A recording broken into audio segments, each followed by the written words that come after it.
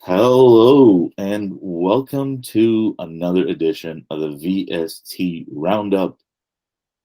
This week, we're wrapping up the quarterfinals of the City Section playoffs and the Southern Section playoffs. We had some good matchups in the Southern side. And just this is winning time football. You show up and you get on that field and make sure your team wins. And we had some wins. Couple heartbreaks, but some of these wins were statements. And we'll just jump right into it. Birmingham told everybody in the city that they're still the defending champions. They rallied from 11 points back in the fourth quarter in 4 minutes, took Venice to double overtime, and came out at 28-27. Read that recap from Ricky on our website. Come on. Over in D1, Granada Hills did what Granada Hills has been doing to everybody. Dijon and Durrell went crazy, 64-28 over Southgate. Cleveland was hosting Fairfax, and that was smash mouth. They just punched each other in the mouth for 4 quarters, 7-6. Over in D2, Kennedy was hosting Taft, and Kennedy just decided they were going to run them out the building. They got a running clock, and it was 50-20 when all was said and done. Kenny was there. He'll have a recap in a little bit.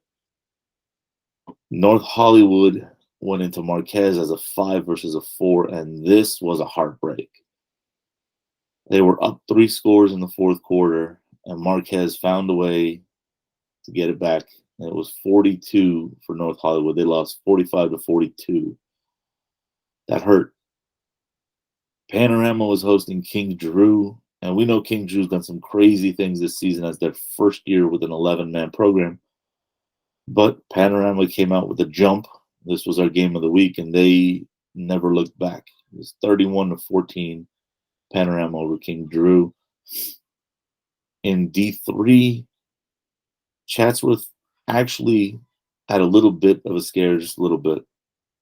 When Fremont came in as the 8th seed, they escaped. It was 35-20. And at the bottom half of the bracket, Verdugo Hills went into Crenshaw as the number 10 seed versus number 2. And Crenshaw took care of business. It was comprehensive, no questions. It was 43-3. That was a beating. and in the Southern section, starting D2, Chaminade came out on top over San Clemente. It was 38-28. That was pretty convincing in what they were able to put together. Sierra Canyon had a huge statement win over Serra, 42-16, on Serra and Gardena. Over in D5, Alemany played Aquinas tough. And this is an Aquinas team that we've seen a few times this year. They can put up points in a hurry. But it was 13 for Alemany. It was 13-15. Aquinas escaped. And in D11, in the Southern section, Calba Hall went into Walnut. Another tight game. They lost 18-14.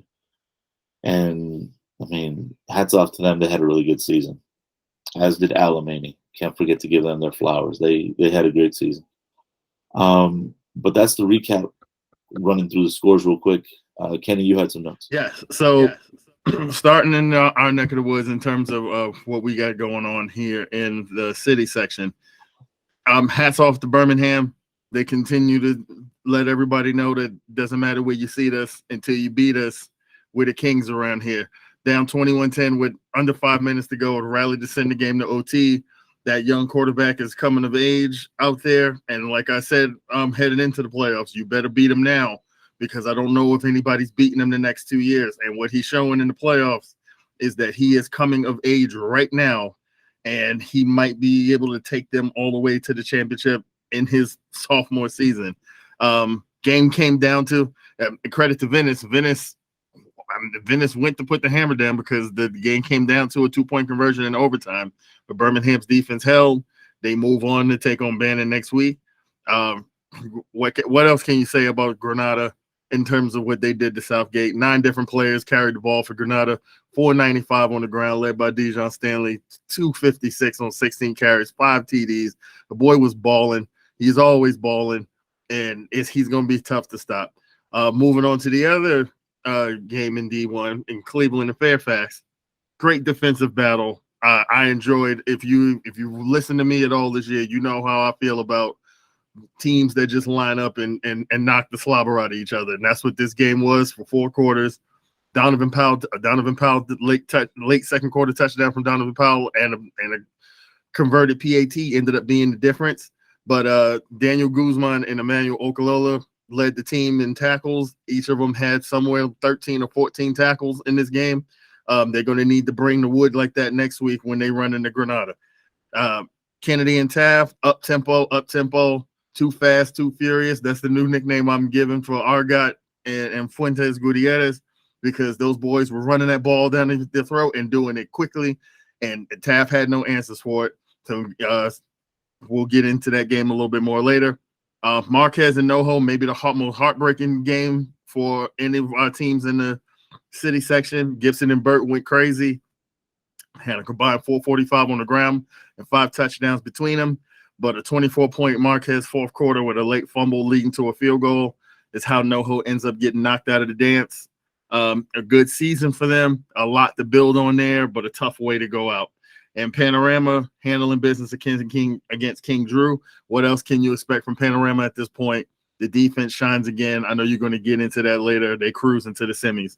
On the D3, Chatsworth found it a little bit tougher sledding this week, as they had as compared to when they played Diego Rivera in the first round. As is it supposed to happen as you get deeper into the playoffs. The matchups you run into are supposed to be a little tougher. But Ramos still did his thing. Chatsworth moves on to the semis, and they'll host Wilson next week.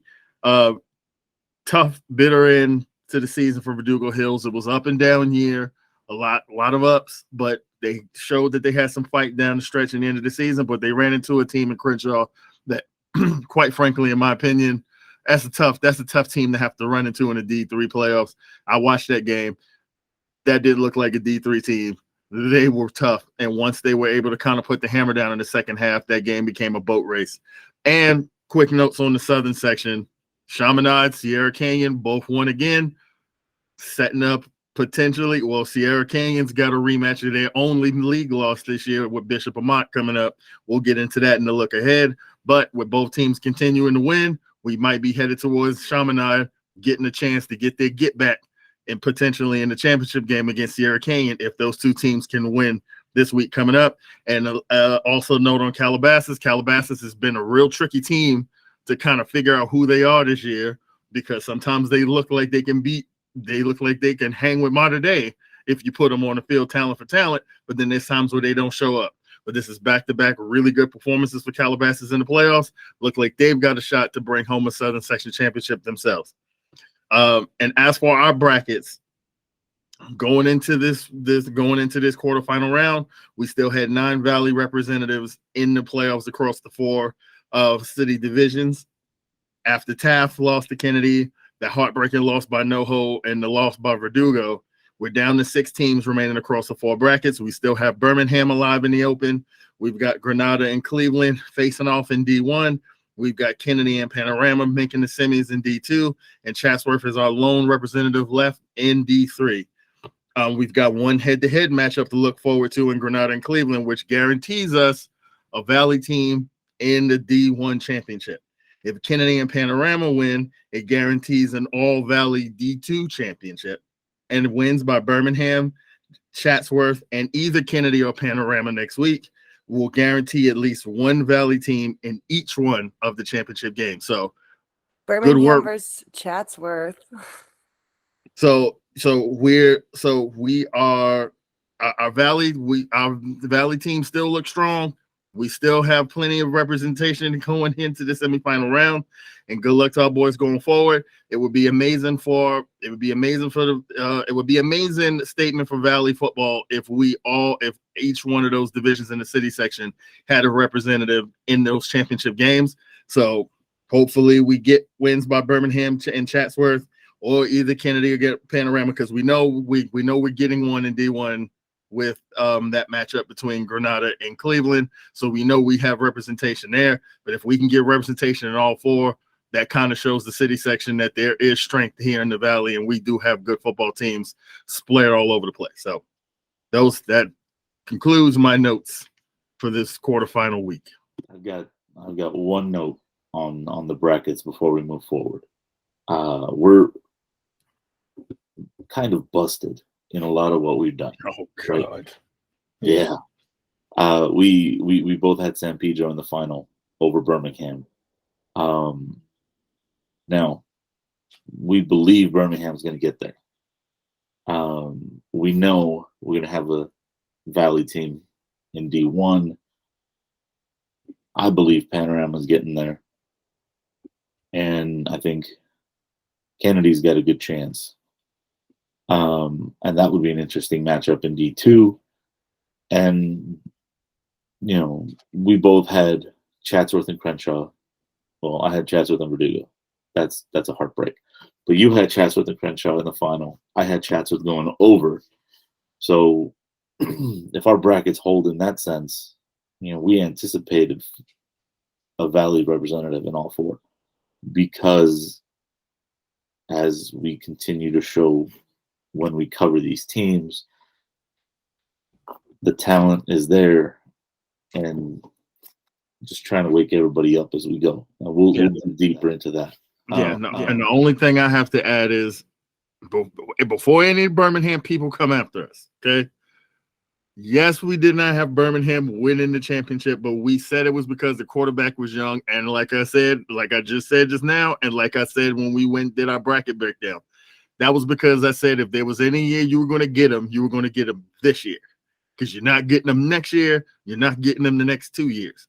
And Venice took their shot to get them out of there, and they didn't. So it is what it is. We meant that as no slight to Birmingham. We understand that Birmingham is who they are. They are the kings of the city, but we thought that this was going to be the year that everybody loaded up to get them out of there. And it's starting to look like they're going to absorb everybody's best shot. And the young quarterback is going to become a veteran quarterback right before our eyes. So that's all I'm saying. It wasn't a slight to Birmingham. We still love Birmingham. We think they're really good. We think they have it what it takes to win. We just thought that this was the year to get them. And if you don't get them this year, don't know if you're ever going to. Now, before I kick it to you to kick off our in-depth coverage, I'm going to wrap that one up with what you said, because I believe there's still one team that can take it to them, and that's Eagle Rock. When I looked at it, for me, it was either Eagle Rock or Palisades. If Birmingham got past Venice, which they did, one of those two teams was the only one who could take them. No slight to anybody in open, but when you look at Birmingham and what Birmingham has done, there were only 3 teams that could beat them in this open. It was Venice, right in the first round, and then San Pedro or Eagle Rock. And Eagle Rock's got a chance. They just got to take care of business for that, you know, and Birmingham's got to take care of business, and they'll meet. We'll go in depth on that when we look ahead. But I had to tie that bow right there, because it looks like if anyone's going to do it, this is the year to do it. And we just got to see what happens when they get out on the field. But when we're talking about what happens when we get on the field, I was expecting a little bit more of a slugfest, and we got a boat race. You were at Kennedy and Taft, and you saw a breakdown. So take it away. So the first note I want to give y'all about Kennedy and Taft is it was cold. All right, it was cold out there. Listen, I don't care. I'm from New York City, but I've been living here for about 11 years now, and I'm weak now. I used to be in the snow in basketball shorts and Timberland boots, but I don't live like that anymore. I'm a California boy through and through. I just want to live in golf shirts and basketball shorts and flip-flops. So when the cold weather hits, it hits different now. And anybody who's played, you know what it's like playing in that cold weather. It is hard. It is tough to hit people. It is tough playing in those conditions to have to go out there and make contact with people and play a bruising football game. It can break your will. It can make you start looking at the clock and like, how much longer we got to go? I don't know how much more I can take of this. And Kennedy came out with a mindset that said, hey, we're going to test how much Taft has left in the tank. We know what they did last week against Monroe, knocking Monroe off. But right from the outset, Kennedy said, here's what we're going to do. We're going to come right at you. We're going to come at you fast, and we're going to see if you can handle the pace. Kennedy offensive pace right at the beginning of this game was fast break. I'm talking about get up, snap the ball, run a play, toss the ball to the referee. Linemen are already back with their splits, ready to go. Snap the ball again. They were averaging, I started counting in my head from the end of a play to when they would snap the next play, and they were getting the next snap off within 10 seconds of a play ending. And that was sort of kind of on average all night. Soon as the play would end, those big boys were back up on the line. Centers standing on the hash, waiting for the referee to put the ball down. They made the referees work in this game because the refs had to keep sprinting around because the referees were the only thing that could slow down that offense because they had to kind of get set, get the ball placed because Kennedy was ready to go. And before Taft could even get their bearings in this game, they were down 15-0 midway through the first quarter because Kennedy got the ball first, went straight down the field and scored. Taft went 3 and out. Kennedy got the ball back, went right back down the field and scored again. And you could tell that Taft just they were on their heels. Now, to Taft's credit, they did punch back in this ball game. Their run game, they just couldn't get it going all night long. They stuck with it because obviously as part of their offense, they do go play action quite a bit, but they just couldn't get more than 2 or 3 yards at a time. The Kennedy players did a really good job of kind of getting penetration on that run game. They were trying to run toss sweeps. They were locking that stuff up on the outside. They were trying to run up the middle. They were getting maybe a yard or two if they got anything, if the ball carrier could even he was getting met at the line of scrimmage consistently all night. And it really mucked up things for them offensively. But after they got punched in the mouth and they were down 15-0, they started to get the play action game working. They started to hit a couple of throws across the middle because Kennedy was really keen in on stopping that run. They hit their first score. They hit a long touchdown over the top because the wide receiver just got lost behind the secondary because they were 9-10 guys rallying to the football. So a good play action fake from the quarterback. Guy was wide open, walked into the end zone. He could have moonwalked into the end zone on their first score. Kennedy didn't do anything on the next possession. Taft, the one time really that Taft looked strong on defense was after they scored. You could tell the energy kind of got back up. They stopped Kennedy, went back down. Boom, quarterback takes them down. They score again, make it 15-14. That was at the 9:18 mark of the second quarter. That's where things went left for Taft after this. Kennedy scored 35 unanswered points from this point in the game up until the early portions of the fourth quarter and until Taft kind of broke the run in the beginning of the fourth quarter. A big turning point in this game. After Kennedy had went back up 22-14, they took over the ball, a turnover on downs. It was about 2 minutes to go in the half. Like I said, Kennedy made no bones about it. They weren't even trying to throw the ball. It reminded me a little bit of Chavez, where Chavez is like, listen, we know we got to go 80 yards. We know we got to go to the length of the field, but we're just going to run it. It's fine. We'll just, instead of throwing it for chunks, we'll just try to run it for chunks. It's fine. We'll get it blocked up front. If we can hit a crease, we can get 25 yards in the game, and we'll move the ball that way. They were moving the ball well, but you can tell they were up against the clock. They were going to have to start burning timeouts if they were really going to try to score one more time before the end of the half. At about the 34-second mark, they Argot broke a run on the sideline, and sometimes it happens. It's unfortunate. You don't mean to do it. Your hand gets a little high when you go to wrap up. You grab a face mask. Now a 20-yard play turns into a 35-yard play because of the penalty. Put Kennedy deep into Taft territory, and then Alonzo Fuentes Gutierrez breaks the tackle, turns on the Jets, gets outside, boom, he finds the end zone. And now all of a sudden, when it looked like you might get into halftime, down 22-14, getting the ball back beginning of the second half, feeling like you're in the game, all of a sudden that it's like the balloon pops. Now you're down 29-14. and it feels just completely different. It feels like you have worked your way back into the game, and now you're down 2 scores again, like you were when they punched you in the mouth in the beginning of the game. Halftime, you can tell the Taft coaches were trying to get the kids pumped up. They were trying to tell the kid, trying to implore the kids, like, we got to be more aggressive. We got to get off the ball. We got to set these edges. We can't let Lonzo get outside. When you meet Gabe Argott up the middle, we got to rally to the ball because he's clearly not going to go down on first contact. You got to rally to the ball.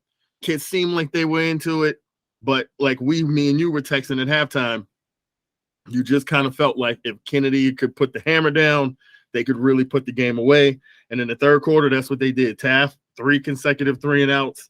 Every time they went 3-and-out, Kennedy, with that fast break run offense, went right down the field and scored. And all of a sudden, 29-14 turned into 36-14, turned into 43-14. All of a sudden, it was 50-14. And the game was academic from there. Taft broke the scoring run early in the fourth quarter to make it 50-20. But that was what the final score was when the horn blared. Complete credit to that Kennedy offense. Argott and Lonzo were just dynamic all night. Their carries ended up breaking down 2-1. Like in terms of, I think Argott had, for every 2 carries, Lonzo Fuentes had like a carry, which made sense because the way that they were kind of running that offense is it was fast break. Argott would get the ball, boom, get back up, set. He'd run it again, boom. Then he'd tap his helmet, and then here comes Lonzo running in, and then he gets the first down, and then they move again. He runs out. Argott's back in. He hits you in the mouth 2 more times. They switch out. That's kind of how they ran that offense all night. Argott ended up with 225 on the ground with 2 touchdowns.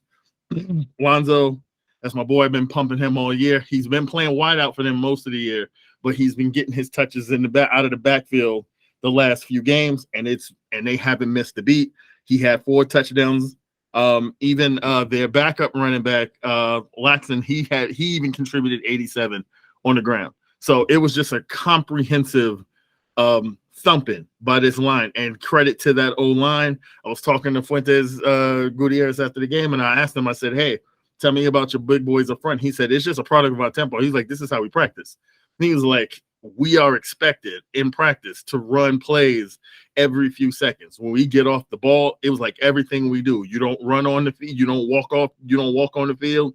Everything we do is tempo, tempo, tempo, tempo. So now, while that they've gotten to this point in the year, it's second nature to them to understand, like, as soon as the play is over, we're back on the ball because we're doing it again. And we're going to keep doing it until, because you're going to get tired, not us, because this is what we practice every day. So kudos to them. It was a comprehensive win. They have bounced back the way that I hope that this team would after they lost that game in the season finale to Panorama, where in the second half, it wasn't even that they played bad or played badly, I should say.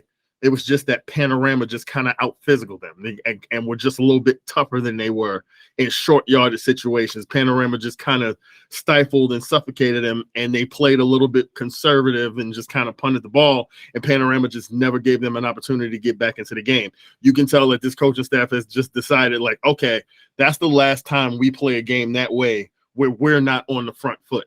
Because they started that game on the front foot, and similar to this game, they got up a couple scores on Panorama before Panorama kind of settled into the game and then kind of shut everything down.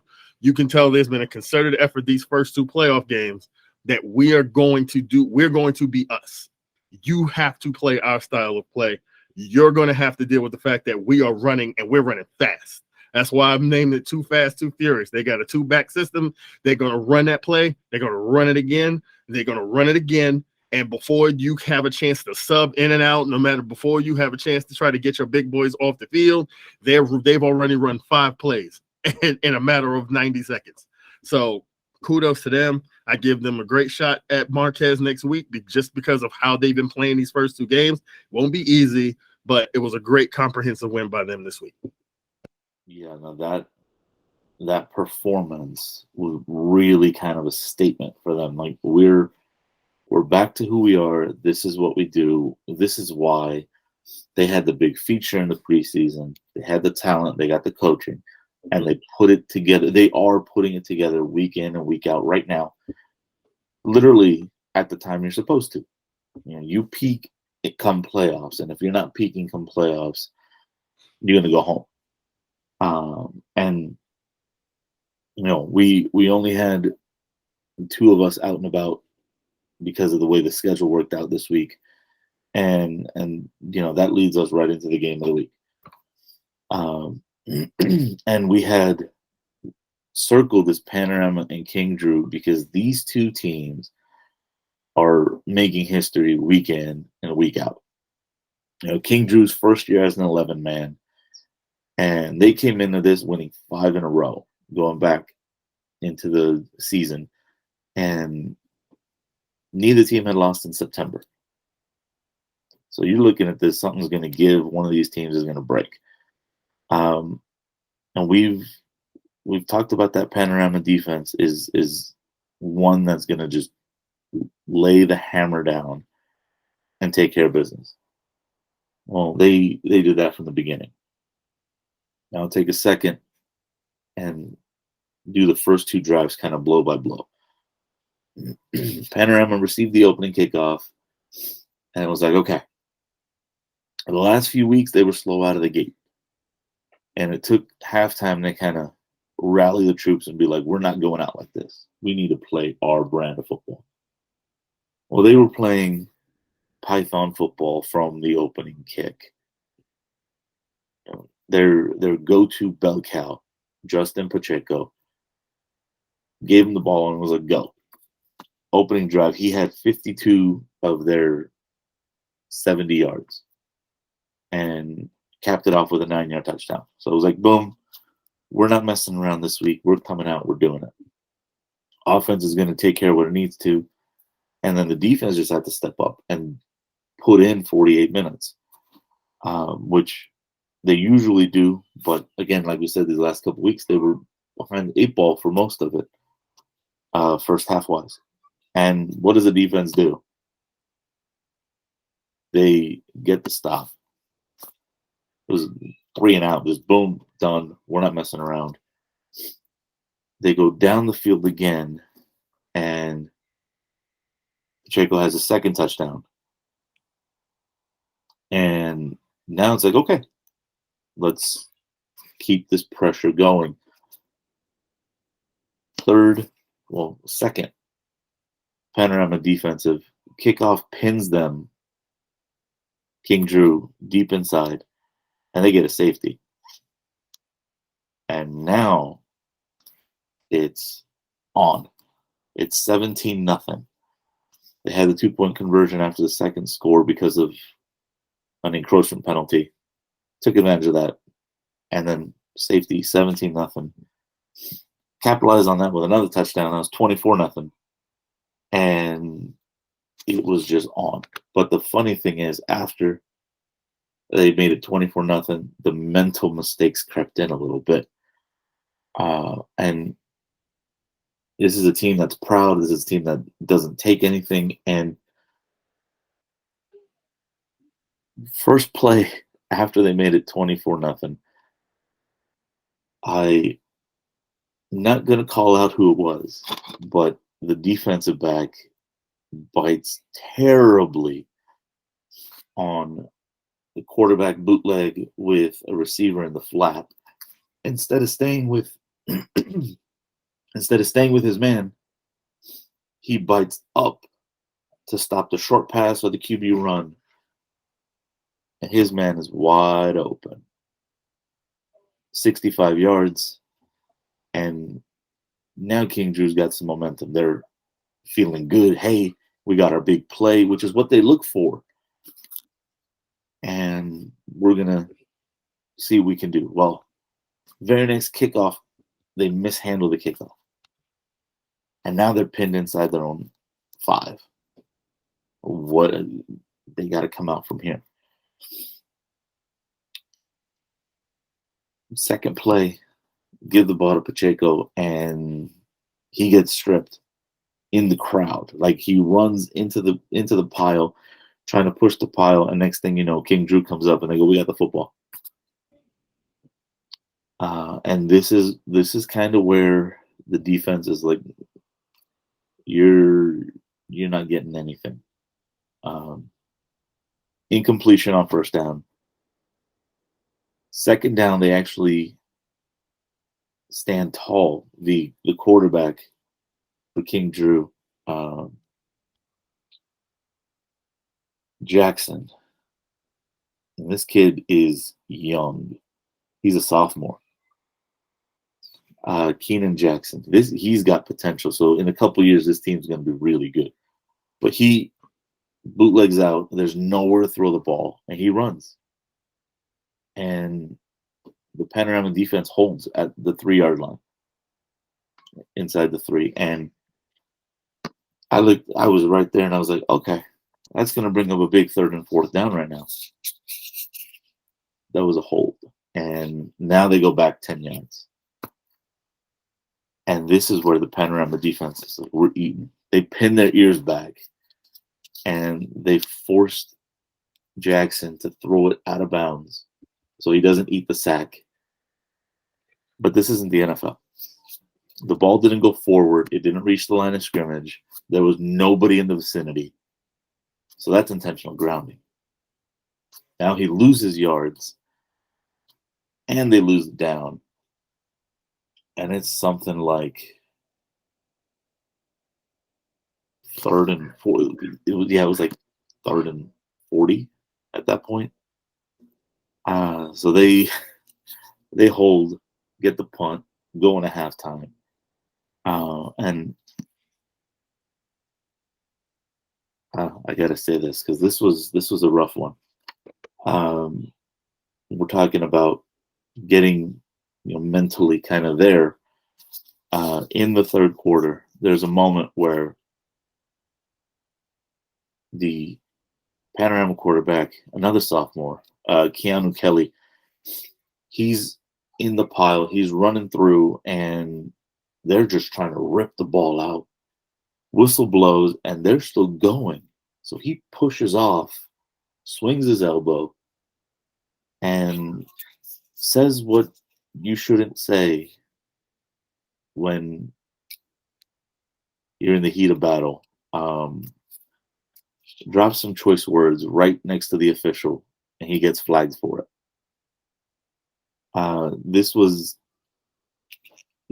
kind of the rough one because at that point they were moving, and he does that.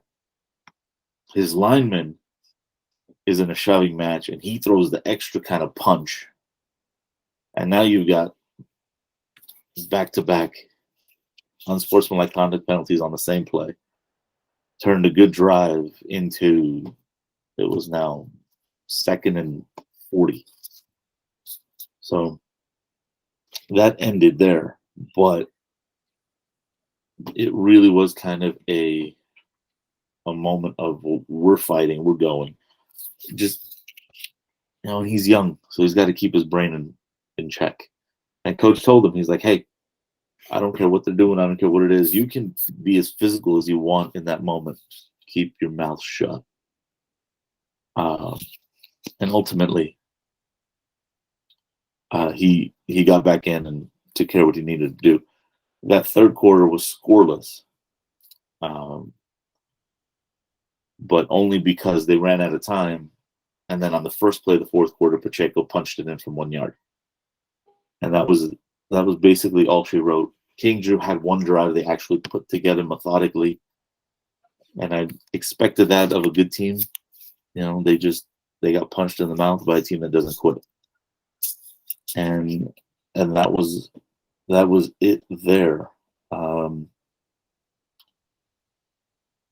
It was just comprehensive through and through. This was a game that they controlled basically from the word go, and now they're moving on to the semis.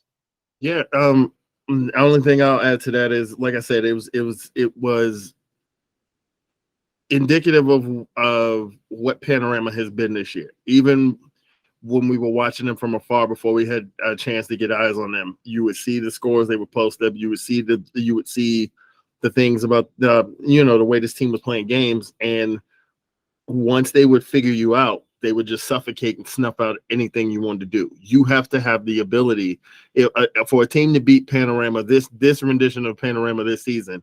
You have to have the ability, especially offensively, to adjust and have a secondary or a tertiary game plan when you go against them. Because once they sort of figure out what it is that you want to do, they have the ability to kind of snuff it out, put out any fires that you may be able to set on them. So once they get you in that position, even like you said, with King Drew having a young, talented quarterback, well, what happens when there's nowhere place to go with the ball? Okay, you're going to scramble. Okay, well, you may get a few yards this time, but we're gonna shut all of that down. Okay, you want to run the ball? All right. Well, here's the thing: we play disciplined football where we kind of settle in those gaps, and we don't give you places to run. We don't give you places to get outside. Next thing you know, you're finding yourself either behind the chains or in a position where you don't have a play in your playbook that's going to be able to get you the yardage to kind of continue to move the ball. And next thing you know,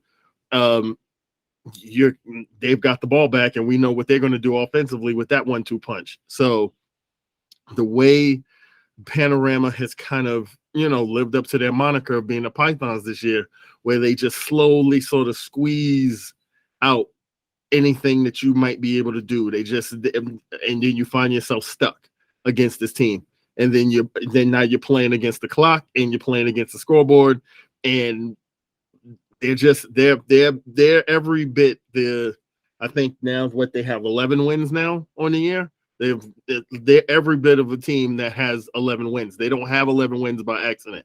They have 11 wins because they got players who know how to play the game. They play together. They play physically. And that's why they find themselves in the semis. King Drew found out what a lot of teams found out this year is that this defense is for real. Like you look up at some point and you're like, I don't know what to do.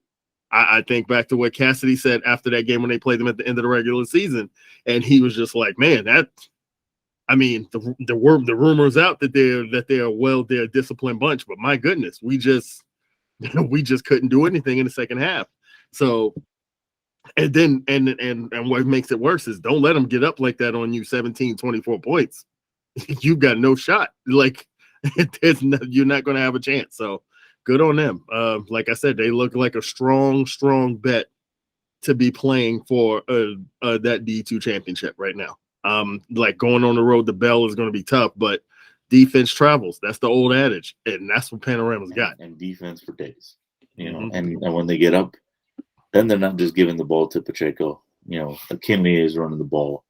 They got a couple sophomores and juniors they can just hand the ball to and just chew that clock. And Coach Bernal told me after the game, he's like, we were ready to open the playbook. We didn't have to. Just feed the beast and let's go. And that right, feed the beast and let's go is literally the theme of our player of the week for this week. Honorable mention, it's all just feed the beast and let's go. That we went very little debate on this one because there were so many players that kind of did things this week. But it's Dijon Stanley this week. He had 16 carries, 256 yards, 5 touchdowns. That's something like 15 yards a carry. And when we've been talking about him all season. We all know he's a special talent. We know where he's going. He'll be at Utah in 10 months on the football field just doing crazy things. But he brought it this week. And so he gets the player of the week. And, honorable mention, I'll do the 2 that I had that I saw in front of me. And I know Kenny's got a few more. That Panorama offensive and defensive line, they've got kids that play both ways. A lot of kids play both ways on that line, and they were just gashing King Drew. Probably in a way I don't think they really have been beat this season from the word go. And they definitely deserve an honorable mention. That D-line is something. And then Pacheco, he had 32 carries, 194 yards, and 4 touchdowns. So those are the honorable mentions here, and we know Dijon did his. He's the player of the week. Yeah, my goodness. Like, what are you supposed to do when a guy's getting like 15, 16 yards, averaging 15, 16 yards on the ground? Like, they're gonna run you out of the building. And it's not even just that he does it, but he makes it look easy. Like, you see his tape. It's easy. He don't even look like he hardly ever looks like he has to run full speed. Every now and again, I feel like he opens up and he goes full speed just to let you know like how fast he could run if he needed to run away from people. But he does it so easily that it feels like he never takes it out of second gear. So yeah, he's definitely deserving of. You put up 5 touchdowns in a playoff game. That's ridiculous. Especially when you know that team is geared to stop you, because when you see those green helmets coming, you know you got to stop number one. And no one has. Honorable mentions on my end.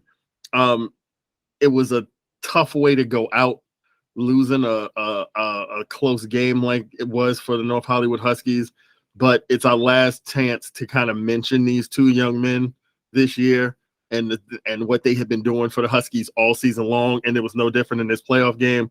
Ronnie Gibson and Jalen Burt went stupid in that game against Marquez. 445 combined on the ground. Ronnie Gibson had 301 of those. Jalen Burt put in 144. They had 5 touchdowns combined. It wasn't on them that they didn't win that game. Not when you have a performance like that. The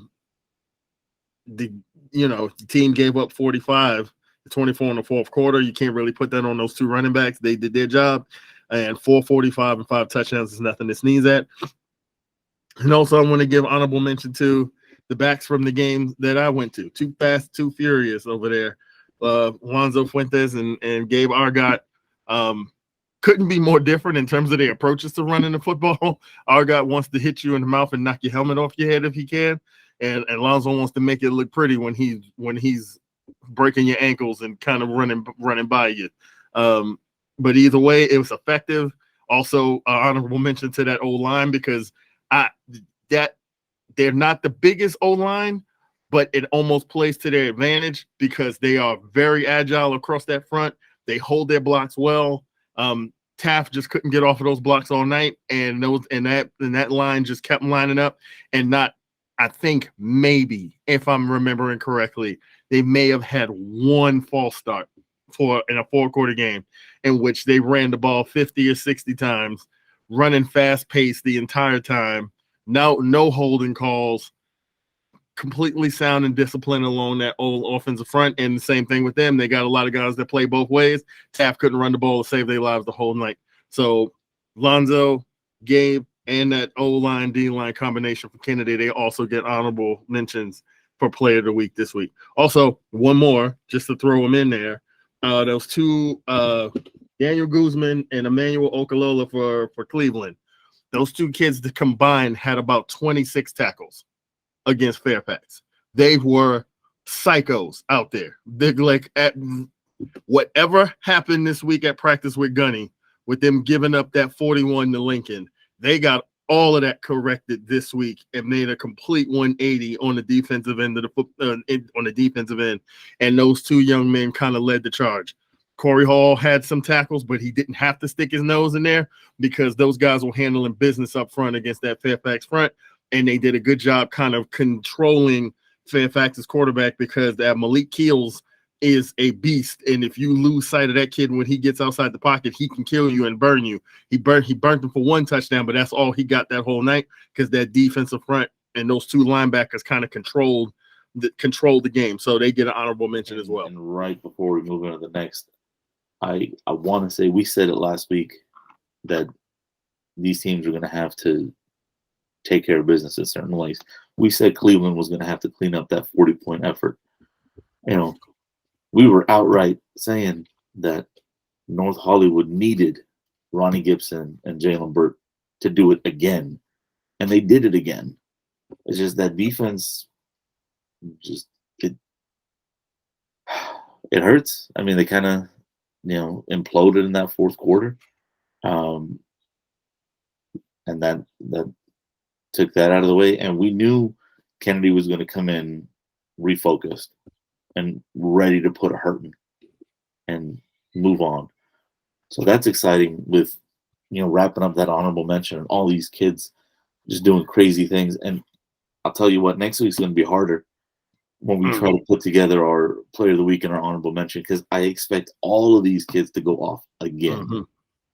Why? Because these are the bell cows. These are the kids who are going to get the ball all the time, and they're the ones we expect to do good, crazy things for their teams. And that takes us into our looking ahead. We've got semifinal action, and this is winning time. This is where you put yourself in a position to really win that title, to be in that special game where literally the eyes of the entire city are on you because there's no one else playing. And I'll just jump right into it from open. Birmingham, like we said, because they were the 7, they're going to be on the road. They're going into Banning.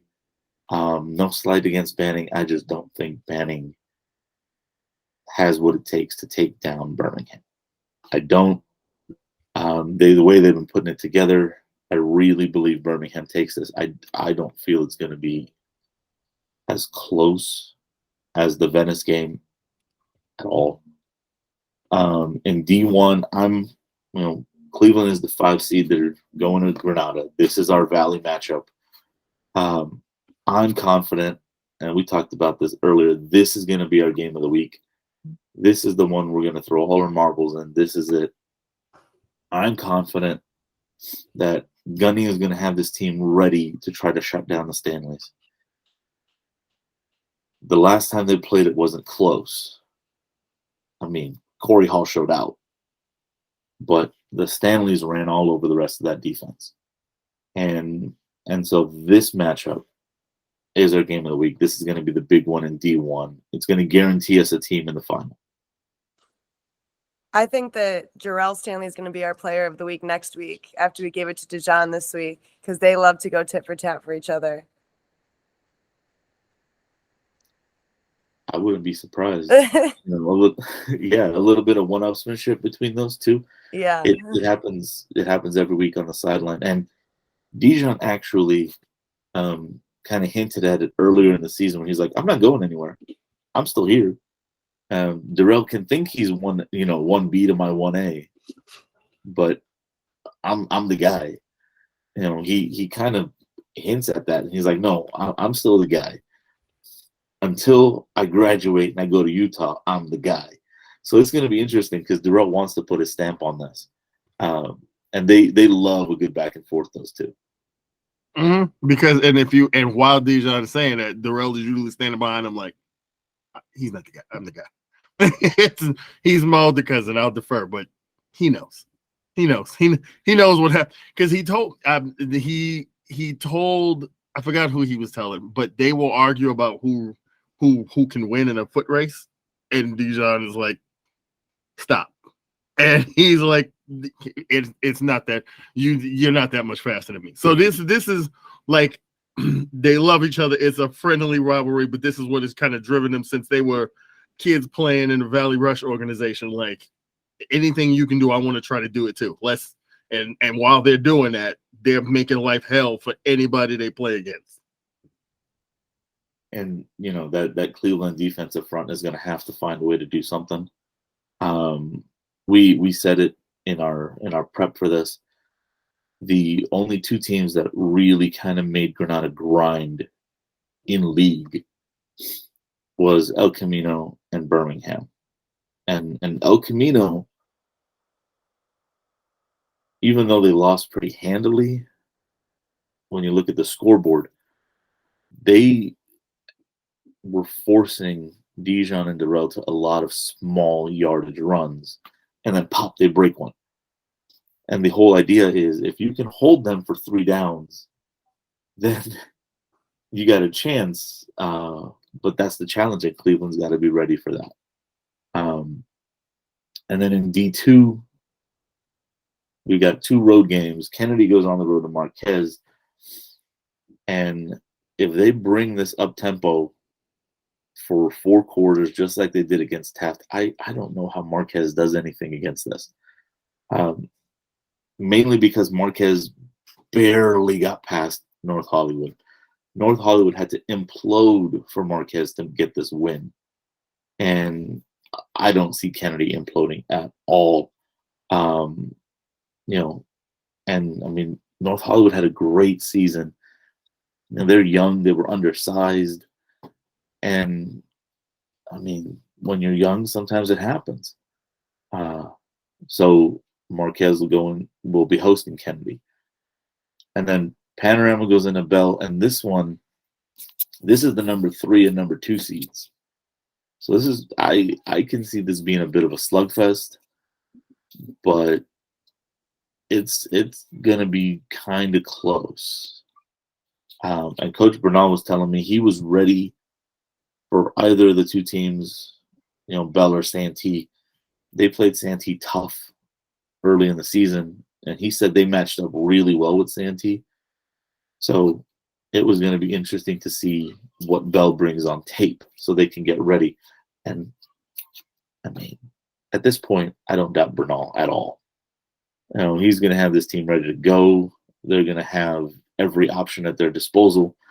And if they have to open up the playbook, they will. And if they don't, you're going to see a lot of Pacheco, a lot of Dennis Akinleye, and just punch you in the mouth for 4 quarters.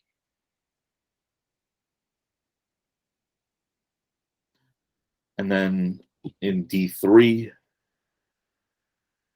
Chatsworth is hosting Wilson. And Wilson is a team I didn't see getting into the semis, but I honestly don't think they're gonna be much of a matchup for Chatsworth. It probably won't be a big blowout. You expect the matchups to get tougher as you go, but I see Isaiah Ramo just running over and having a field day. It might not be that bad, but he's still going to put up his yards. He'll probably get 200 and have 3 or 4 touchdowns. I can see that. And then in the southern section, we've got 3 teams left. Calabasas is going into San Jacinto. Chaminade is going into Inglewood. And my little heartbreak when I found out this was a road game, Sierra Canyon's revenge match against Bishop Amat. I really wanted that to be a home game so we could find a way to go see that. But they're at Bishop, so that'll be one to definitely keep an eye on. Probably our southern section game of the week there. It's a jam-packed semifinals. You don't want to miss a minute of the action, and we're going to be there to bring it to you. By hook or crook, we're going to have our eyes on as many of those games as possible. So the notes I have in terms of what I was looking forward to, with Birmingham and Bannon, obviously this is the storyline in this game is all about the Pats getting back to the championship to kind of officially defend that open championship and their title of Kings of the City. I have every confidence. I had them winning and getting to the championship game. I think they'll handle Banning. The one thing I would caution if Birmingham cared, my opinion, is don't sleep on this team. They went 3-1 in their league, and they're in the same league as San Pedro. They played San Pedro to a 7-point. The only loss was to San Pedro, who was the number 1 team in the Open. They played them to a 1-score game. So this team is going to play you tough, as you should expect any team in this open bracket to do so. They can't sleep on it and rest on their laurels because they beat Venice. Banning, they're better than Banning, but Banning will have the ability to play with them if they come out any lackadaisical or sluggish. And Banning is going to be another one of these teams that says we're going to put it on your young quarterback to see if he can beat us, because that's the only way you're going to have a chance to beat Birmingham. You got to try to see if you can force that young man to make some mistakes. Obviously, with Granada and Cleveland, this is for us, the star power in this matchup is incredible. You got Corey Hall on one side, you got Nana Lopez and Donovan Powell, but you got the Stanleys, you got DJ Richmond, you got Hexamer and Taylor on the defensive end. There's a lot of star power in this matchup. Corey Hall had 222 all-purpose yards the last time they played, 2 touchdowns. He's probably going to need to double that just because of what the Stanleys bring. But a bigger talking point coming out of that game was Cleveland's offensive front has to clean up their play. And in terms of, because between Sean Lopez and Chance Hexamer and Oliver Taylor and those boys, they had 15 tackles for loss in that game. They were living in Cleveland's backfield. You have no chance to beat Granada if you can't sustain anything on offense. It can't just be on Corey Hall trying to beat 4 guys in the backfield before he gets a chance to get rolling. They've got to get some of those things cleaned up. They've got to get Donovan Powell going to kind of help with what you're going to get from Corey Hall. They need way more balance, and they need to kind of be better and more physical up front so that that front doesn't beat them up. Because it's one thing, what you're dealing with the Stanleys on offense, but on defense, where it really gets treacherous for you is if that defense is beating you up as well and you can't score with them, because you got to score with Granada to beat them. And last time Cleveland got their ass whooped up front by that Granada front, and they're going to have to play better than that this time around. Kennedy and Marquez, we're going to find out if this fast break running style can travel on the road. Obviously, this will be their first time leaving home in the postseason, having to go on the road to go play Marquez. The one thing I'll say is, as important as that as the run game has been, they've been equally as physical and tough and dominant defensively. So they're going to need to go on the road and play well on the defensive end as well, because Taft wasn't able to kind of get off the field. So we don't know yet how that defense is going to react to a team that might be able to move the ball on them a little bit. So that'll be interesting. And obviously Panorama going to Bell. Bell seems like Bell is the number 2 seed for a reason. We know they're going to be tough, but I just expect that defense to kind of do what they've been doing. Chatsworth hosting Wilson. Here's my thing, right? We know what Raymond's going to do. He's going to run all over you. Even in the losses, that guy like I said, he's built like a Hummer. He's going to run you over. The difference to me, though, when I look at Wilson, you got to look at common opponents. Both of these teams played Verdugo, right? We saw what Chatsworth did when they played Verdugo. They beat the crap out of him. He ran for like 3 million yards. And he was unstoppable all night. And Wilson barely survived playing Verdugo Hills. Yes, it was a game in the rain. There was a lot of mistakes. The ball was slippery. There was fumbles all over the place.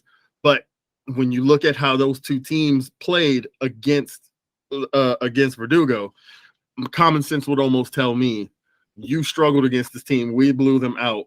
I'm putting my money on Chatsworth to find their way into that championship game, and then they'll probably have to figure out what to do with Crenshaw if Crenshaw gets there. In the southern section, this is when the brackets came out. This was the game that I was looking for. There are 2 games that I was looking for in this Division 2 bracket. Was a rematch with Sierra Canyon in the semis against Bishop Vermont. And if they get their revenge there, then them potentially having to deal with Chaminade trying to get their revenge against them in a championship. With one step, we got the first leg. We'll see if Sierra Canyon can get their revenge from that tough overtime loss. It's the last game they've lost this year. Was that game at home in overtime to Bishop Vermont. And they've been rolling ever since. Amat has been rolling as of late as well. They kind of figured things out for themselves as well. That's going to be a barn burner. I wish it was here, because that's one of those games you wish you could send somebody to kind of go check it out and see what's going to go on, because that's going to be an emotional matchup. Because let's call a spade a spade. This is the hardest week. The hardest week anybody will tell you on any level of football, where the guys in the NFL talk about Championship Sunday, when in the high school level, the semifinals, you play all year to play in a championship. This is the step before the championship. So what you're going to get effort-wise from the team on the other side, because we both busted our ass all year to get to this point to try to play in the championship. So it's going to be emotional. Kids are gonna have to hold their water. Don't be getting into fights out there. Don't be in control of yourself because it's high tension and it's high stakes. Now, I don't know how I missed this in looking ahead. The one thing that I cannot wait to do as we grow is put some eyeballs on 8-man football. Because it's still football. These kids are still going out there putting pads on and putting, their bodies on the line and dropping their heart on that field. We have an all-valley matchup in their final. Fulton Prep versus North Valley Military Institute. So this is on a Saturday. Mm-hmm. And so you bet your butt we're going to be there. But this is one that excites the crap out of me. We've got an all-valley matchup in the title game. These teams are doing something special. They put it together. They got the roll going. They're in the title game. This is another one that I think we should, that's going to have eyeballs for looking ahead. Fulton survived a double or triple overtime, and it was, I think the score was 72-68. Like, they dropped everything. It was an offensive onslaught by both sides, and literally it was the first team to get a stop in overtime was going to win. And NVMI is just putting it together. It's been a season for them kind of nonstop. So that is going to get some love. It deserves it. And for me, that's going to wrap up the looking ahead, because a week before we go into championship season for the big boys, 8-man has theirs, and we got 2 Valley teams that are going to slug it out. And this is going to be, I think it's going to be awesome. For sure. And, MVMI, low key, probably my favorite football uniforms in the Valley. Go on their Instagram, go look at NVMI's, go check out the swag, go check out the drip these kids playing. I'm like, I want to go back to high school because I want to play with them, because I cared about looking good as much as I cared about playing good. So all season long, I've been, like you said, we haven't been covering them, but I have been kind of following along with their journey this season, and they have been an awesome North Valley Military Institute. They have been they've been killing it all year, and those boys play hard, they practice hard. So it's going to be amazing to see if they can kind of finish the deal here. And like I said, they'll look good doing it if they can. You got to throw in the drip. I mean, this is Kenny. For him, we've done this. Come on, man. Y'all know me, man. Listen. You got to look good if you're going to smash someone in the mouth, right?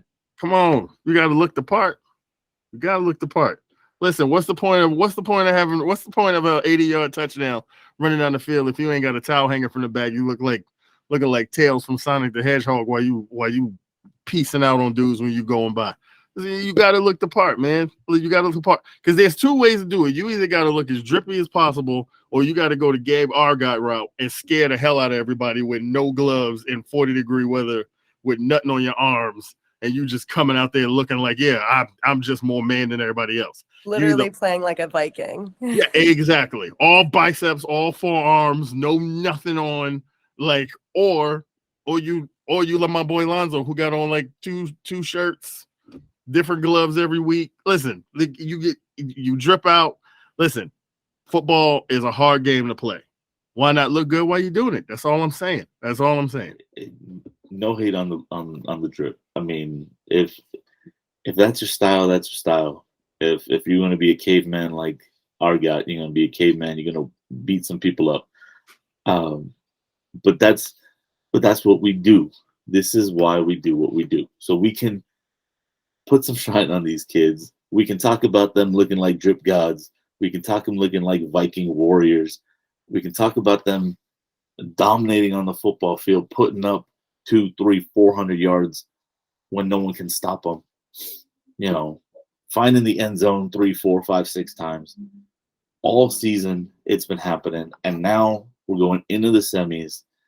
You guys, you got to turn up and watch this. And one thing we haven't said is these, again, JUCOs. We know a couple you watch. We know you're out there. We know you're listening. Couple names we haven't said. It's the semis. Get your butt down to Bell and watch Justin Pacheco just smash some guys in the mouth. Go to Marquez and watch Argot and Fuentes Gutierrez do their thing.